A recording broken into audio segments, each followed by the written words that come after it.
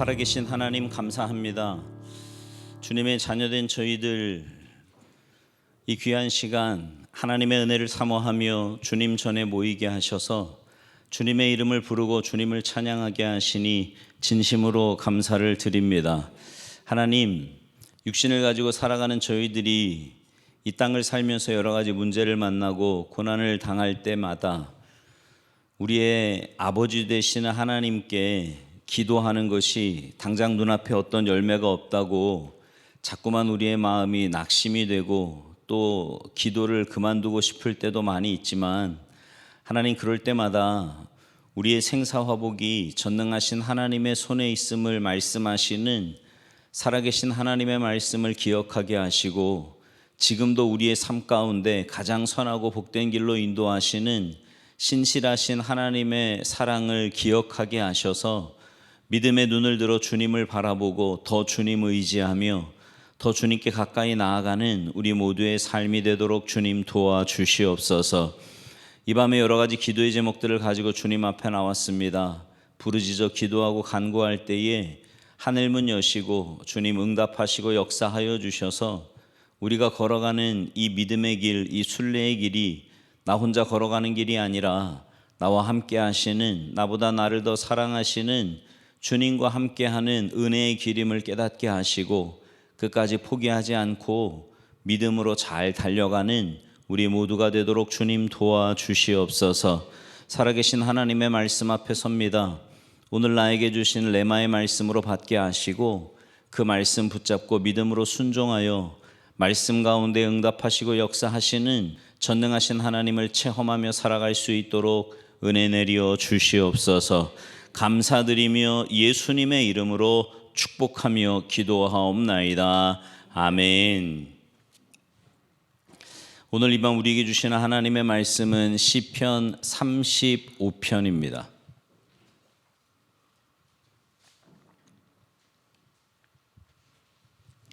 시편 35편 1절부터 8절까지 제가 한 절, 여러분이 한 절, 우리 한 절씩 교독하시겠습니다. 시편 35편 1절부터 8절까지 우리 한 절씩 교독하십니다. 여호와여, 나와 다투는 자와 다투시고 나와 싸우는 자와 싸우소서.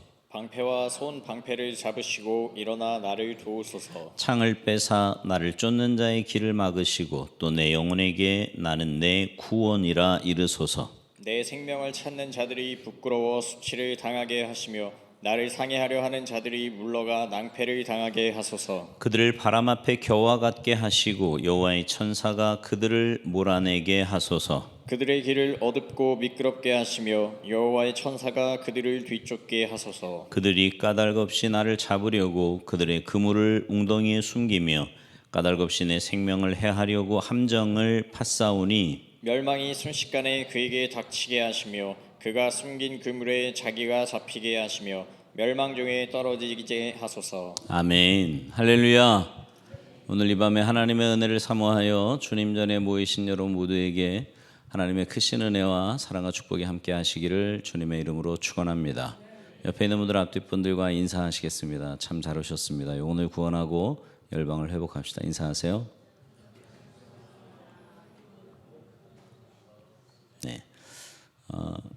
명절 연휴가 이제 시작이 됐죠. 오늘부터. 그래서 많은 분들이 이제 이동을 벌써 하시기 시작한 것 같은데, 어느 곳에 있든지 주님의 자녀다움을 이렇게 잘 나타내고, 왜 세상 사람들은 그러잖아요. 처음에는 반갑게 만났다가 헤어질 때 별로 안 좋게 헤어진다는 말들을 하는데, 우리는 만날 때도 반갑게 만났다가 헤어질 땐 더 아쉬워하고 반가워하며 헤어질 수 있도록 뭐 어렵지 않아요. 여러분이 섬기고 또 사랑해주고 베풀어주면 그런 은혜가 있지 않을까 생각이 들고요.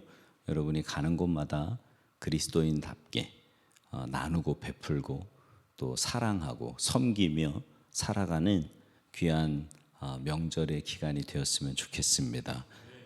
많은 분들이 오늘 나오시진 않았지만 그럼에도 불구하고 하나님께서 예비하신 크고 놀라운 은혜가 있는 줄 믿습니다.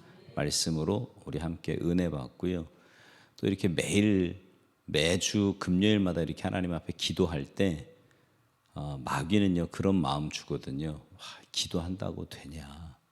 그런 마음 주거든요. 기도하면 돼요. 왜냐하면 하나님이 역사하시기 때문에 됩니다. 여러분 세상의 모든 일도 그렇지 않습니까? 단번에 되는 거 없잖아요. 그죠? 뭐든지 딱 시작하면 팍 되던가요? 그런 거 없어요. 제가 요즘 달리기 한다 그랬잖아요. 제가 처음에는요 2km도 못 뛰었거든요. 2km 뛰고도 죽을 뻔했거든요. 근데 요즘 제가 한 10km 뛰거든요. 근데 10km를 뛰니까요 이제 막 곳곳이 이제 막 아픈 거죠. 막 근육도 아프고 무릎도 아프고. 근데 우리 교회에 이렇게 뛴박질 선배들이 또 있어요. 이제 그분들한테 이제 물어요.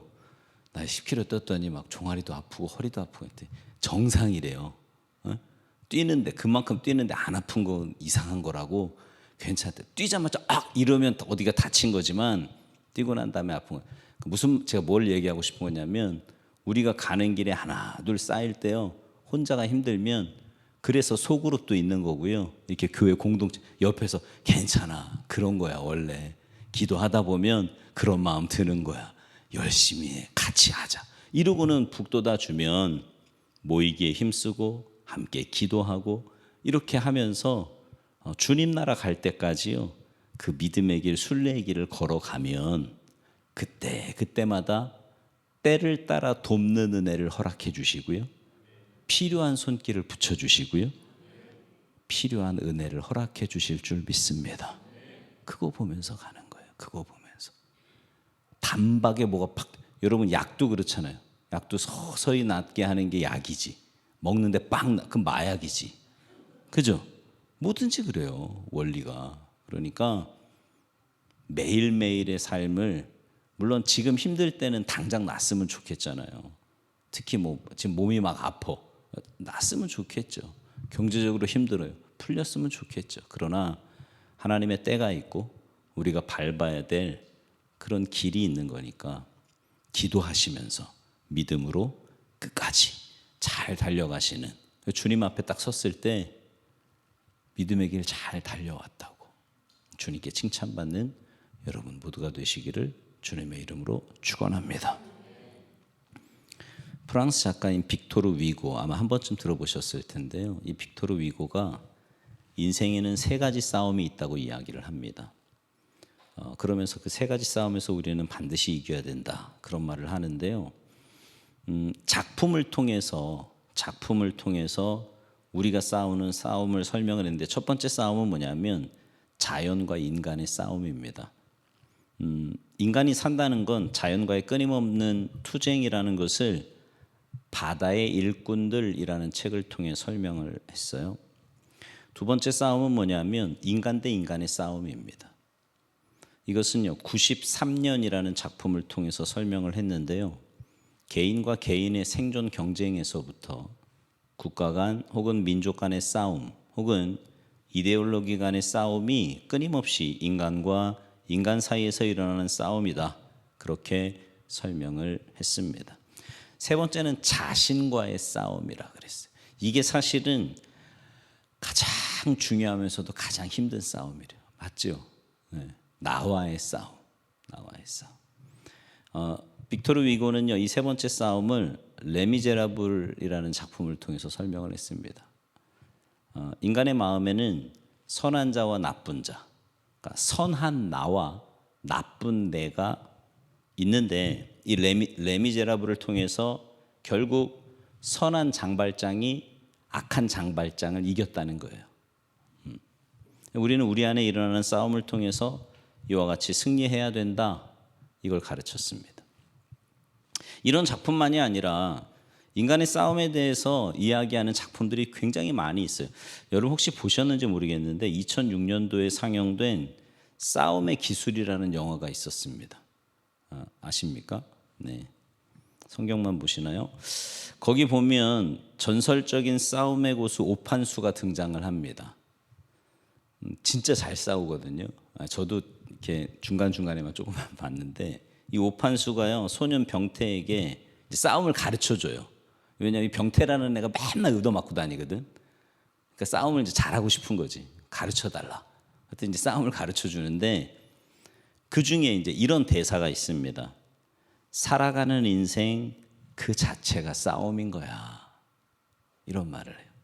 그러니까 주먹질하는 것만이 싸움이 아니라 우리의 인생이 또 우리가 살아가는 그 자체가 싸움이라고.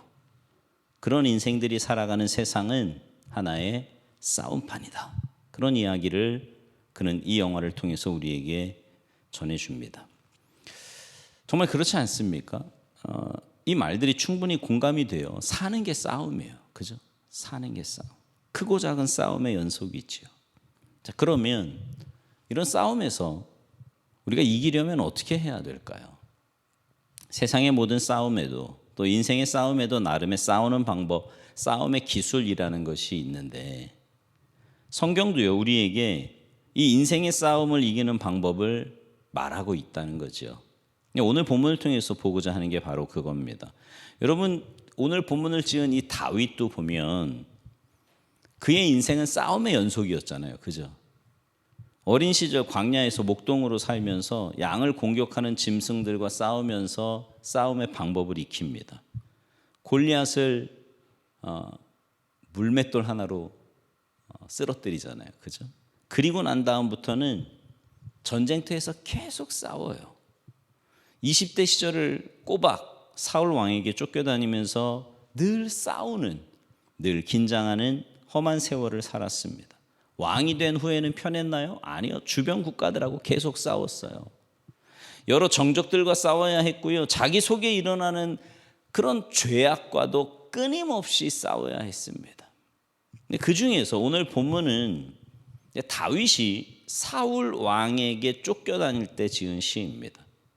그러니까 이게 힘들었던 거예요. 다윗도 사울에게 쫓겨다니는 게. 그래서 가만 보면 시 중에서 많은 시 가운데 하나가 이 사울에게 쫓기면서 지은 시가 굉장히 많고요. 그리고 아들 압살롬에게 쫓기면서 지은 시도 또 꽤 많아요. 그만큼 힘든 시간이었다라는 거죠. 당시 다윗은요, 뭐 사울에게나 사실 누구에게도 잘못한 게 거의 없는 그런 사람이었어요. 한 것이라고는 이스라엘 군대가 골리앗 장군에 의해서 블레셋 군대에게 거의 패배하기 직전까지 아무도 못 나가잖아요. 골리앗이 나와가지고 야 나랑 니네 뭐 싸울 거 있냐? 나랑 1대1로 붙자. 그래서 내가 지면 니네가 이긴 거고 내가 이기면 니네가 우리 종 되는 거고 1대1로 붙자. 막 큰 소리로 며칠 동안 떠들었다 그랬어요? 40일. 그죠? 머리가 나쁘면 눈이라도 좋으라 그랬잖아요. 40일 동안 그냥 떠들었어요. 나와 막. 나왔어요? 못 나왔어요? 아무도 못 나왔어요. 어떤 분은 그렇게 해석하더라고요. 40일 동안 떠든 건 다윗이 올 때까지 기다린 거래요. 만약에 다윗이 2달 걸렸으면 2달 동안 떠들었을 거예요. 나오질 않으니까 아무도. 나가서 쓰러뜨리잖아요. 하나님의 일. 그러니까 여러분 그런 마음이 있어야 돼요. 우리는 신앙인은요 다른 건 참아도 하나님의 이름이 모욕을 받는 건 못 참는 거예요. 다윗이 그랬어요. 하나님의 이름이 모욕을 받는다고? 저 죽은 개 같은 게? 막 이러면서 나가잖아요. 이겨요. 쓰러뜨립니다. 근데 그게 이제 화근이 된 거죠. 모든 백성들이 다윗을 막 칭송하고요. 사울이 죽인 자는 천천히요. 다윗이 죽인 자는 만만이로다. 이러니까 사울이 눈이 확 뒤집힙니다. 아니 저렇게 노래하는 거 보니까 나라 말고는 차지할 게 뭐냐 막 이러면서 그때부터는 이제 다윗을 죽이려고 달려들기 시작을 해요. 죽도록 수고하고 죽도록 도망치는 신세가 된 게 다윗의 모습입니다. 근데 그런 상황에서 다윗은요 사울을 향해 원망하거나 불평하지 않습니다. 여러분 같으면 저 같으면 불평 많이 했을 것 같거든요. 기껏 구해줬더니 나를 죽이려고 한다. 시기한다. 질투한다. 뭐 이런 생각 들 것 같아요.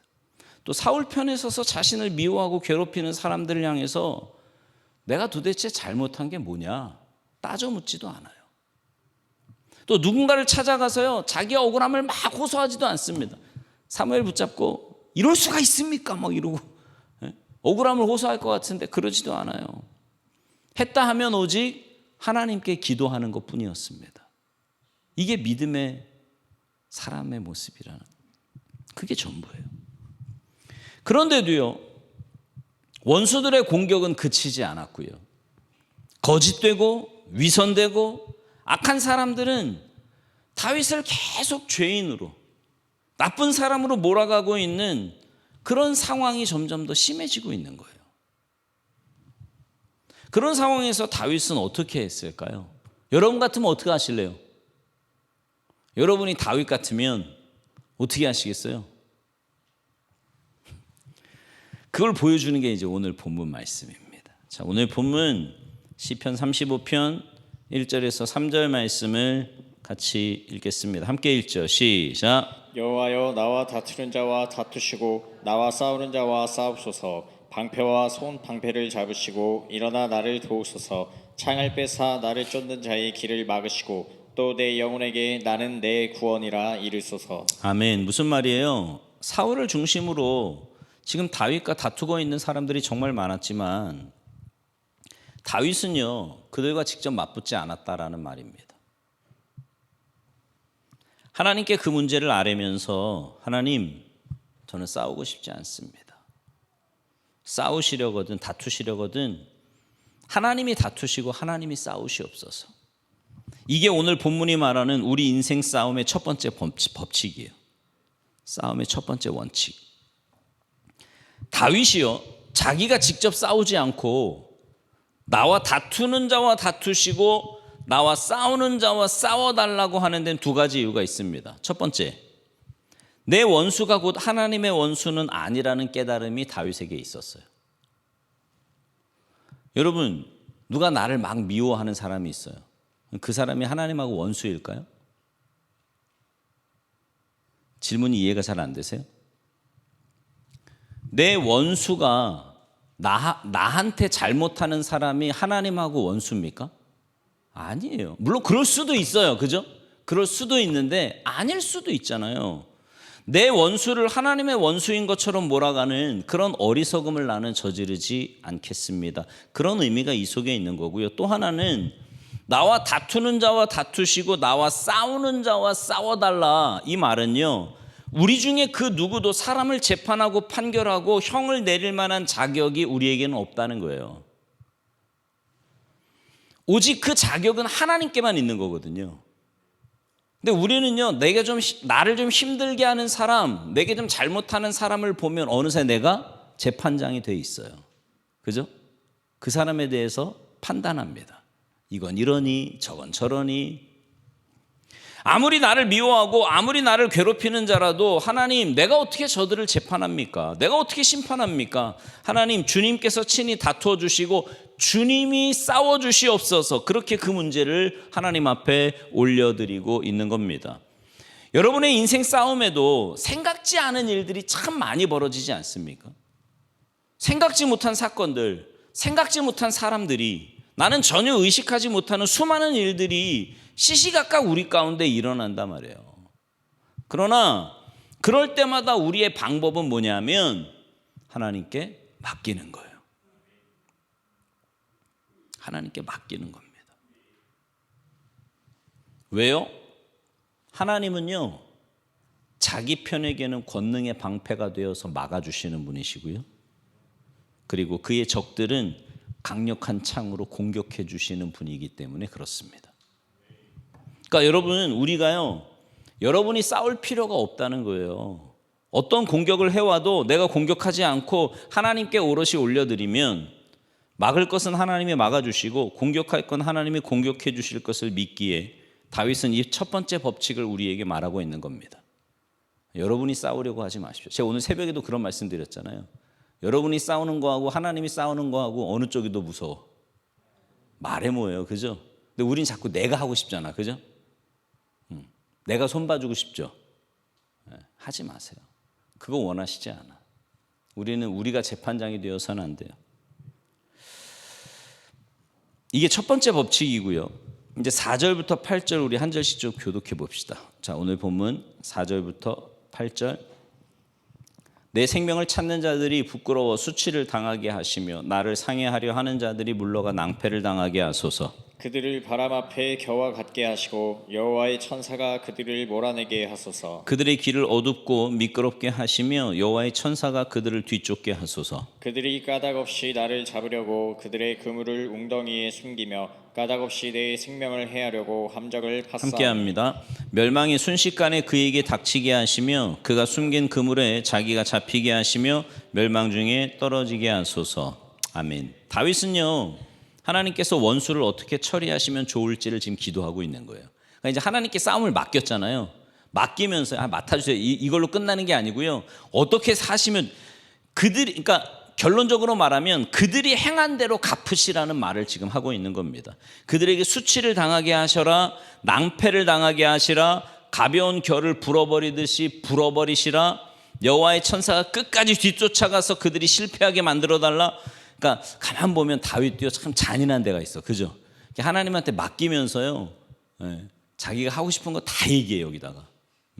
그들이 도망치면 그 길이 어두운 길이나 미끄러운 길이 되어서 스스로 실패하는 길이 되게 해달라.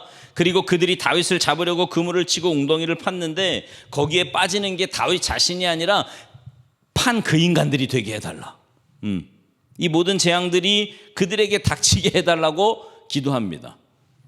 이러는 가운데 다윗은 우리에게 뭘 말하고 있냐면, 하나님의 백성들을 공격하는 사람들, 하나님의 성도들을 힘들게 하는 사람들은 결국은 하나님의 백성인 사람들과 척을 지고 그들의 적이 되는 게 아니라 결국은 그 뒤에 계신 하나님과 척을 지고 하나님의 대적이 되는 것이니 여호와여 주께서 그들과 다투시고 주께서 그들과 싸워 주옵소서.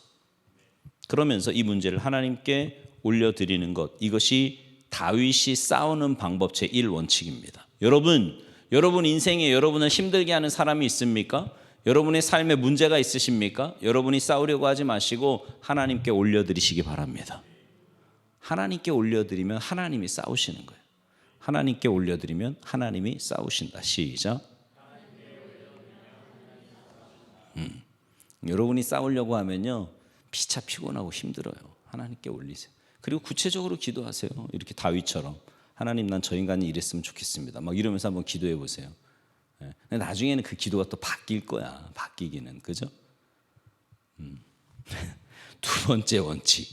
자, 9절 10절에서 두 번째 원칙 이렇게 말을 합니다. 오늘 본문 9절 10절 시편 35편이에요. 9절 10절 시작. 내 영혼이 여호와를 즐거워하며 그의 구원을 기뻐하리로다. 내 모든 뼈가 이르기를 여호와와 같은 이가 누구냐. 그는 가난한 자를 그보다 강한 자에게서 건지시고 가난하고 궁핍한 자를 노력하는 자에게서 건지시느니라 하리로다. 아멘. 여기서 다윗은 뭐라고 말하냐면, 자 이제는요 하나님을 보는 거예요.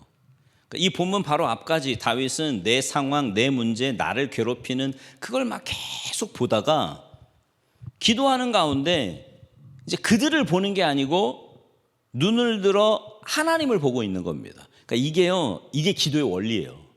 여러분이 문제를 가지고 하나님 앞에 가서 막 기도하잖아요. 그러면 처음에는 뭐만 보이냐면 문제만 보여요. 나 힘들게 하는 그 사람만 보이고요.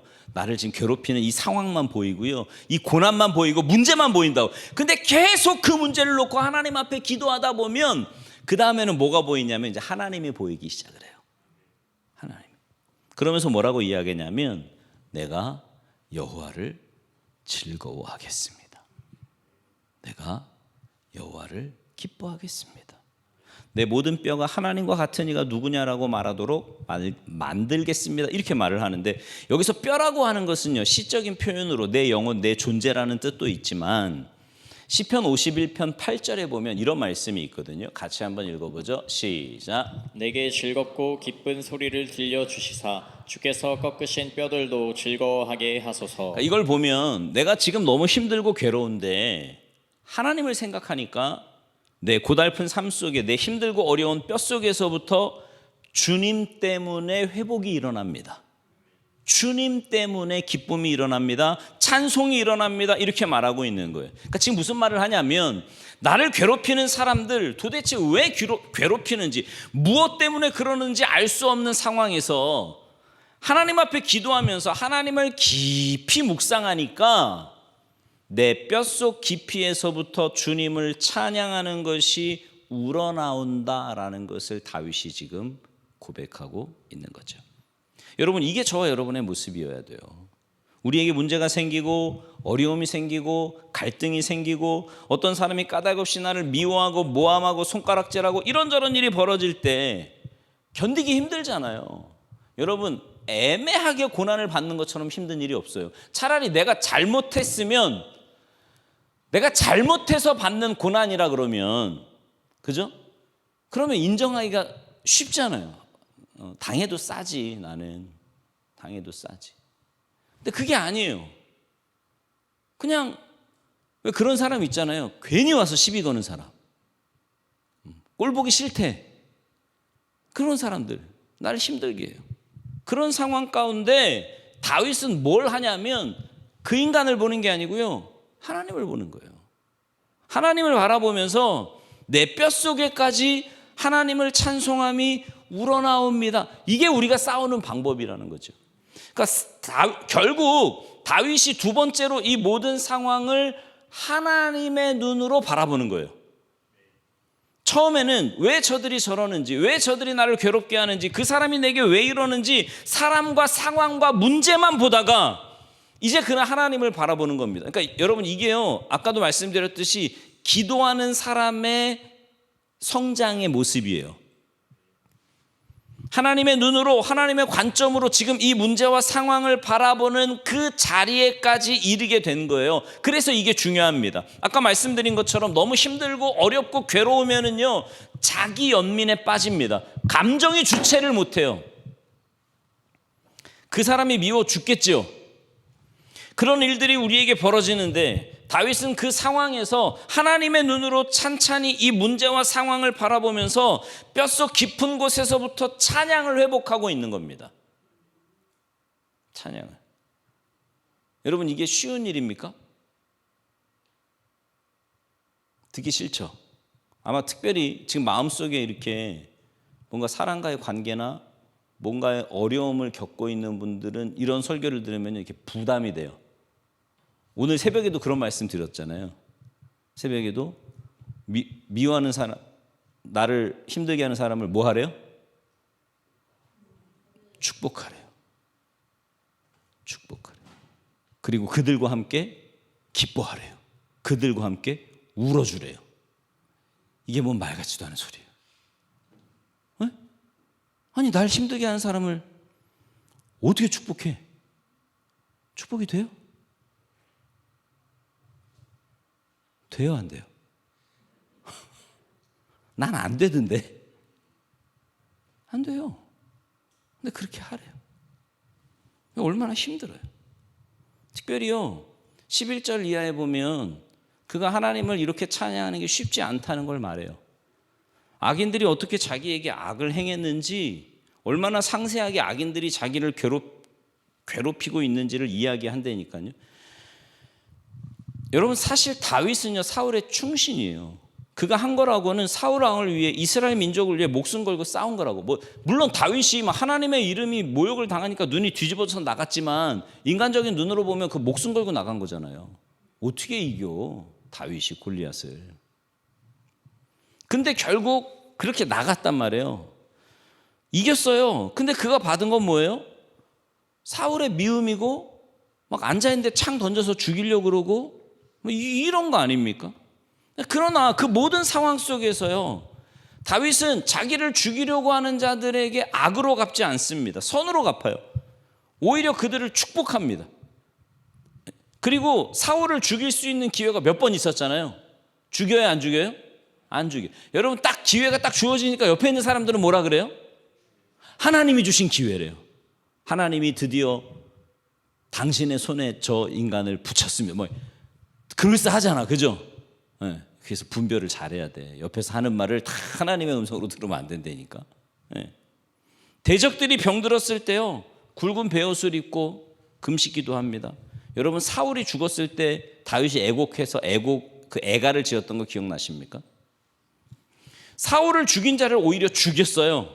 사울을 장사한 자들에게 상급을 내립니다. 오늘 아침 로마서 말씀대로 살죠, 다윗이. 그죠?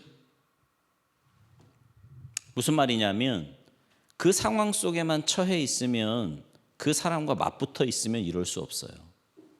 근데 다윗이 그 상황 속에서 그 사람을 보는 게 아니라 누구를 봐요? 하나님을 바라보면서 오히려 그들을 참아주고 복주고 그들을 위하는 이런 단계까지 올라갈 수 있었던 비결이 뭐냐? 그 모든 상황을 하나님의 눈으로 바라본 겁니다. 이 믿음 달라고 기도하십시오. 그러니까 처음에는 그렇게 기도하는 거예요. 하나님이 싸워주십시오. 저 인간들 하나님이 때려주시고요, 저 인간들 하나님이 망하게 하시고요, 하나님이 역사해 주시옵소서. 그렇게 기도해도 돼. 다윗도 그렇게 기도했으니까. 에? 그렇게 기도하세요. 하나님, 난 저 인간이 미워 죽겠습니다. 다리를 분지르시든지 뭐 이렇게 기도하는 거예요. 그렇게 기도하다 보면 그 다음에는 뭐가 보여요? 하나님의 눈으로 보게 돼요. 하나님의 눈으로. 하나님의 눈으로 보면 마음이 어떨까요? 이해가 되기 시작을 해요. 그 상황, 그 사람이 왜 저럴 수밖에 없었는지가 보여. 힘들죠? 어쨌든 하나님의 눈으로 보는 데까지 기도하는 거예요. 그러니까 우리는 좋을 때도 하나님을 경외해야 하지만 힘들고 어려운 상황 속에서도 하나님을 경외해야 합니다. 그렇게 하나님을 바라보고 하나님을 경외하면 주님께서 해결해 주신다는 걸 믿으셔야 돼요. 예수님이 뭐라고 말씀하셨냐면, 너희에게 악을 행하는 자가 있으면 그들에게 맞받아쳐서 악을 행하지 말고 그들을 위해서 축복하며 기도해 주라고 말씀하세요. 그래서 그들이 복을 받게 하래요. 그런데 만일 그 사람이 복을 받을 만한 그릇이 못 되잖아요. 그러면 여러분이 빈 복이 고스란히 여러분에게 돌아온대요.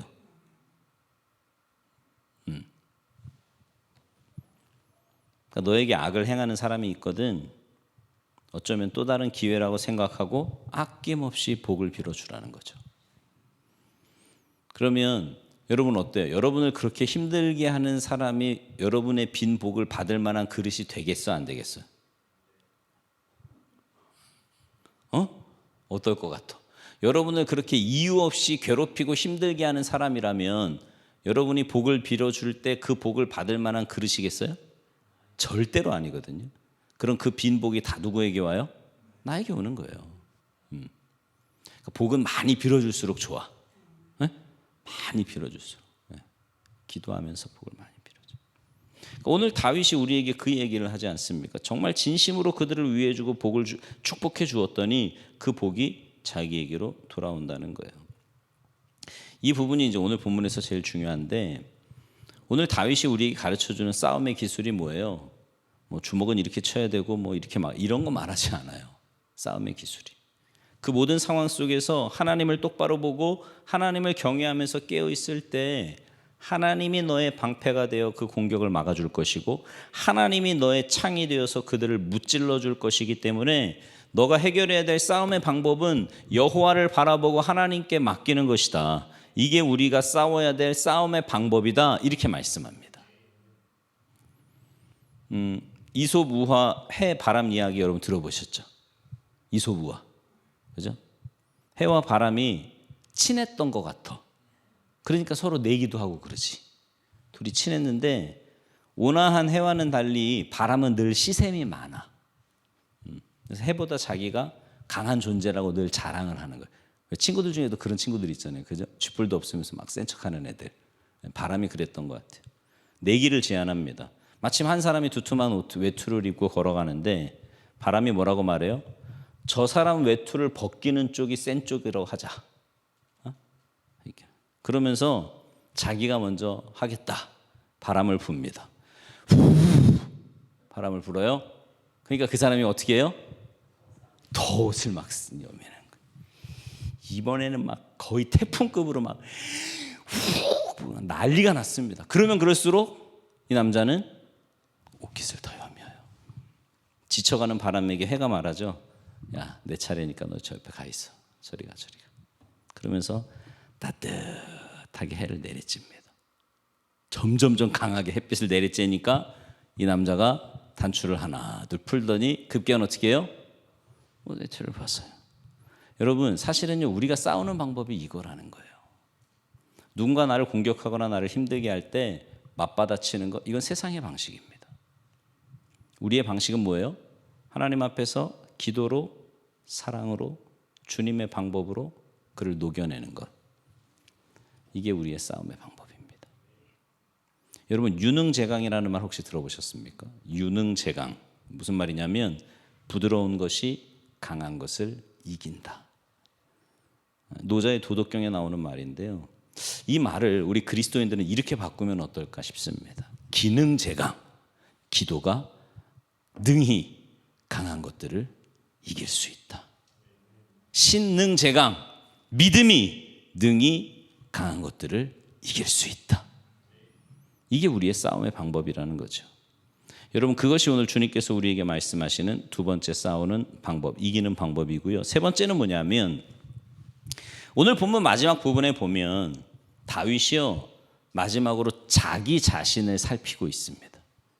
이 부분도 굉장히 중요한데요. 자, 22절부터 28절을 함께 교독합시다.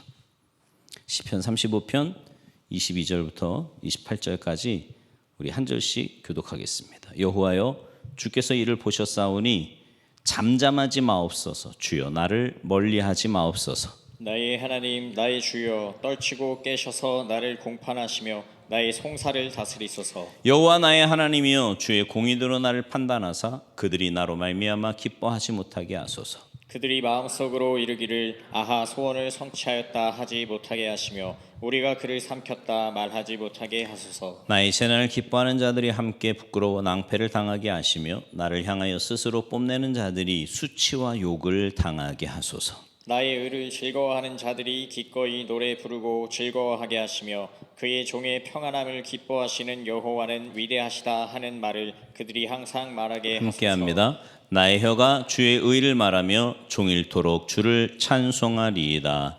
아멘. 여러분, 24절을 한번 보실래요? 여호와 나의 하나님이여, 주의 공의대로 누구를 판단하래요? 나를 판단하사. 이게 무슨 말이에요? 초반부에서 다윗은 자기를 괴롭히는 자들을 하나님의 심판대에 올려놓는 것처럼 그렇게 말을 했잖아요. 하나님이 싸우시라, 하나님이 판단하셔라, 하나님이 심판하셔라, 그렇게 말을 했는데 이 마지막 부분에 와서는 하나님의 재판정에 올려놓는 것이 다름 아니라 다윗 자신을 올려놓고 있는 겁니다. 이 부분이 굉장히 중요해요. 여러분, 우리 신앙의 결론이 뭘까요? 기도의 결론이 뭡니까? 우리에게 일어나는 모든 문제의 끝은, 모든 문제의 최종 화살표는 어디이고 누구냐고요. 다윗은 그것은 바로 우리 자신이라고 말을 합니다. 처음에는 정말 나를 미워하는, 아니 내가 도대체 뭘 잘못했기에 이렇게 나를 죽이려고 합니까? 하루 이틀도 아니고 10년이 넘는 세월을 집요하게 끈질기게 나를 죽이려고 하는 이유가 무엇입니까? 그런 악한 심정으로 하소연할 만도 한데 그냥 그 모든 문제를 하나님 앞에 아뢰는 거예요. 여러분, 이것만 해도 대단하지 않습니까? 그런데 두 번째는요, 그런 그들을 자기의 관점이 아니라 하나님의 관점으로 바라보더니 세 번째는 어떻게 하느냐? 이제 하나님의 재판정에 나를 올려놓고 하나님이여, 나를 공판하소서, 나를 재판하소서, 주님의 공의대로 나를 판단하소서. 그러면서 자기를 깊이 성찰하며 돌아보며 자기를 살피고 있는 것이 우리의 싸움의 세 번째 방법이라는 겁니다. 우리는 누구도 하나님 앞에 의롭고 온전한 사람이 없습니다. 어떤 일을 당하든 무슨 문제를 당하든 하나님 앞에서 진심으로 자기를 살피면서 내게 무슨 허물이 있는지, 내게 무슨 잘못이 있는지, 내가 하나님 앞에서 뭘 잘못했을까 철저히 살피면서 하나님 앞에서 회개하고 또 회개하면서 정결하게 되는 이것이 우리에게 당한 문제의 최종 결론적인 모습이 되어야 한다는 겁니다. 그렇게 한 결과가 뭐예요? 18절 이하에 보면 다윗이 하나님을 찬양해요. 여러분 우리 18절을 좀 같이 보실래요? 18절 말씀 시작. 내가 대회 중에서 주께 감사하며 많은 백성 중에서 주를 찬송하리이다. 아멘. 여러분 이 시편의 시작은 어떠했어요? 하나님 죽겠습니다. 너무 힘이 듭니다. 너무 괴롭습니다. 왜 저들이 이렇게 저를 죽이려고 하는지. 여호와여 나와 다투는 자와 다투시고 나와 싸우는 자와 싸우시옵소서. 그렇게 심각하게 기도했던 그가 이제 마지막 부분에서는 뭐라고 말해요? 내가 대회 중에 주님을 찬송하겠습니다. 여러분 이 대회 중이라는 말은요, 사람들 앞에서 사람들 중에서 하나님을 찬송하겠다는 거예요. 그는 그렇게 이 싸움을 찬송으로 마무리 짓고 있는 게 오늘 본문이 우리에게 보여주고 있는 모습입니다. 어떻게 싸워야 된다고요? 싸움의 마지막 방법은 나를 철저하게 돌아보아서 하나님 앞에 정결하게 사는 거예요. 이게 싸움의 마지막 방법입니다. 다시 말씀드리지만 우리가 하나님 앞에 어렵고 힘든 일을 만나면 참 우리는 자기 연민에 빠지기 쉽거든요. 자기 중심으로 생각하기 굉장히 쉬워요. 상대방만 생각하고요, 그 상황만 생각합니다. 근데 여러분 경험해 보셔서 알죠? 그렇게 상황만 보고 상대방만 보면 누가 제일 힘들어요? 내가 죽을 것 같아요. 내가 죽을 것 같아. 그러나 다윗은 그 마지막은요, 나를 깊이 성찰하며 하나님 앞에서 정결하게 되고 새롭게 되어 기회로 삼는 그것이 우리가 삼는 방법의 마지막 모습이라고 말하는 겁니다. 여러분 우리는 그런 사람들이에요. 그렇게 싸워야 될 사람들입니다. 그 중심과 행동 하나하나까지 너무너무 하나님 마음에 맞았던 다윗. 여러분 이 인생의 싸우는 모습조차도 하나님 마음에 맞는 사람 아닙니까? 우리가 봐도 다윗의 모습이 참 괜찮지 않나요? 자기를 막 힘들게 하는 사람을 하나님이 싸워달라고 하나님께 맡겨요. 그러다가 하나님의 눈으로 보면서 그들을 불쌍히 여기고요. 그러다가 어떻게 해요? 결국 자기의 모습을 하나님 앞에 올려드려요. 하나님이 이뻐하실 것 같지 않습니까? 이렇게 기도하면. 그는 힘들고 괴롭고 억울한 것을 사람에게 말하지 않습니다. 여러분 그거 아세요? 내가 힘들고 괴로울 때 사람 붙잡고 한 얘기는요, 부메랑처럼 돌아와요. 결국. 근데 하나님 앞에 모든 것을 이야기하잖아요. 그럼 어느 순간 하나님이 깨닫게 하시는 거예요. 멈추게 돼요. 왜 멈춰요? 자기 입장에서 이야기하다가 이제는 하나님의 입장에서 하나님의 눈으로 바라보아야 된다고 생각을 하고요, 하나님을 깊이 묵상합니다. 그러다가 세 번째 모습은 뭐예요? 그럼 나는 그러면서 자기를 깊이 살피며 이 싸움 앞에 섰을 때 하나님께서 그런 다윗을 귀하게 보시고 그 싸움에서 이기게 만들어 주셨다. 그게 오늘 본문이 우리에게 들려주는 이야기입니다. 여러분 우리의 싸움은요, 세상과의 싸움이 아닙니다. 우리의 싸움은요, 사람과의 싸움이 아니에요. 더더군다나 제일 미련한 사람이 어떤 사람이냐면 한 공동체 안에서 싸우는 거예요. 이거는요, 자기 몸이 자기 몸 때리는 거랑 똑같은 거예요. 우리는 주님의 몸된 교회라 그러잖아요. 네, 그리스도의 한 지체라 그러잖아요. 서로 사랑하면서 사는 게 맞는 거지. 문제나 상황과의 싸움이 아니라니까요. 우리의 싸움은 내가 얼마나 끝까지 하나님을 붙드느냐, 얼마나 끝까지 하나님을 신뢰하느냐, 내가 얼마나 끝까지 하나님의 방법으로 싸우느냐, 이게 우리의 싸움입니다. 여러분 싸움을 착각하시면 안 돼요. 세상과 싸우는 거 아니라니까요. 사람과 싸우고 일과 싸우고 상황과 싸우는 게 아닙니다. 내가 얼마나 믿음으로 설 수 있을까, 얼마나 내가 믿음으로 버텨낼 수 있을까, 얼마나 내가 하나님의 방법으로 이 싸움을 싸울 수 있을까, 바로 그 싸움이 승패를 결정짓는다고요. 오늘 주님이 우리에게 말씀하는 겁니다. 이 싸움조차도 복이 되어서요, 그 이후로 다윗이 어떻게 돼요? 왕이 되고 언약의 조상이 되고 메시아의 조상이 되고 우리의 대까지 칭송을 받는 그런 사람이 되었어요. 다윗은. 그가 직접 싸워서 이겼더라면 아마 원수를 만들지 않았을까요? 그가 직접 싸워서 이겼다면 상황이 더 복잡해지지 않았을까요? 그러나 하나님께 맡겼더니 하나님께서 얼마나 놀랍도록 이 문제를 해결하시면서 상의 상을, 복의 복을 아낌없이 주셨습니까? 그것을 보지 않습니까? 이제 여러분에게 또 다른 어떤 인생 싸움이 벌어질까요? 어떤 사람이, 어떤 상황이, 어떤 문제가 끊임없이 여러분 앞에 펼쳐질 때, 그럴 때마다 그 문제를 보기보다, 사람을 보기보다, 상황을 보기보다 하나님을 주목하여 바라보면서 하나님의 방법으로 싸워내어 여러분이 당한 싸움이 오히려 복이 되는 그런 복된 역사가 있게 되기를 주님의 이름으로 축원합니다. 상이 되는 그 싸움이 말이죠.